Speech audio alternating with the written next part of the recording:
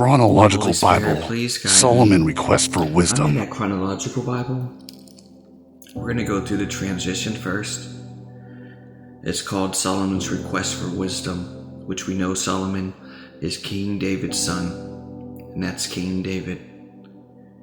And David will always be remembered in two contexts. On the one hand, he is a sweet singer of Israel, the psalmist, but on the other hand, he's a man of war who defeated Israel's enemies.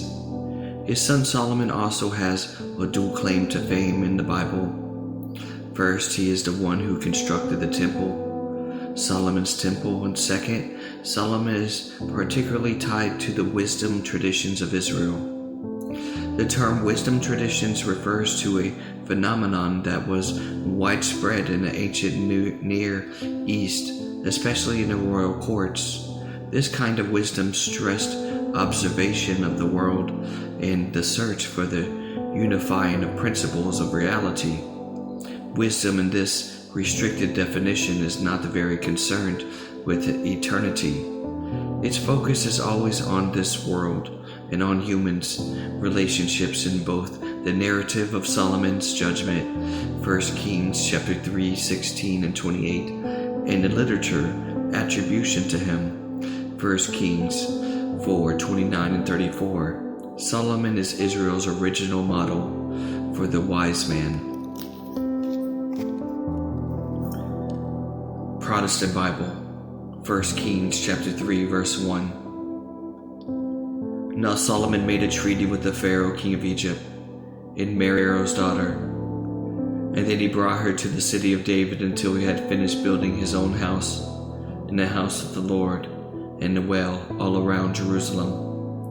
Meanwhile the people sacrificed at the high places, because there was no house built for the name of the Lord until those days. And Solomon loved the Lord, walking in the statute of his father David, except that he sacrificed and burnt incense at the high places. Now the king went to Gibeon to sacrifice there, for that was a great high place, and Solomon offered 1,000 burnt offerings on that altar. At Gibeon the Lord appeared to Solomon in a dream by night, and God said, "Ask, what shall I give you?" And Solomon said, "You have shown great mercy on your servant David my father, because he walked before you in truth and in righteousness and in uprightness of heart with you.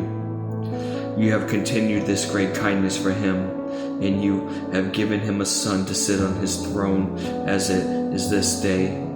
Now, O Lord my God, you have made your servant king instead of my father David, but I am a little child. Do not know how to get out or come in. And your servant is in the midst of your people, whom you have chosen, a great people, too numerous to be numbered or counted. Therefore give to your servant an understanding heart, to judge your people, that he may discern between the good and evil, who is able to judge the great people of yours." This speech pleased the Lord, that Solomon had asked this thing.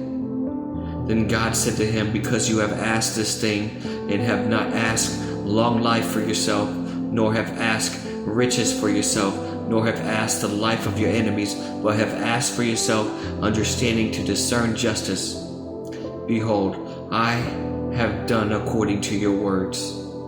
See, I have given you a wise and understanding heart, so that there has not been anyone like you before you, nor shall any like you arise after you.